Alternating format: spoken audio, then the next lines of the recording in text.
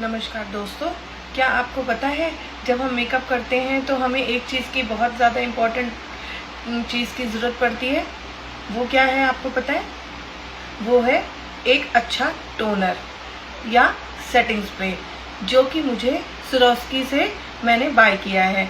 ये देखिए, ये स्वरोस्की की खाली हो गई है बॉटल।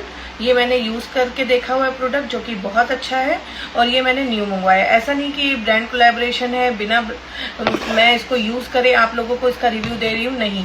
ये बहुत ही अच्छा प्रोडक्ट है। ये आपकी स्किन को हाइड्रेट भी करेगा, आपकी स्किन को ग्लो भी करेगा, आपके मेकअप को सेट भी करेगा। अगर आपकी क्लाइंट का स्किन ड्राई हो रहा है तो आप उसको एज अ सेटिंग स्प्रे भी यूज़ कर सकते हैं, एज अ टोनर भी यूज़ कर सकते हैं, या आप अपने डेली यूज में भी इसको यूज कर सकते हैं। स्वरोस्की का रोज ग्लास मिस्ट, ये बहुत ही अच्छा प्रोडक्ट है। Thank you.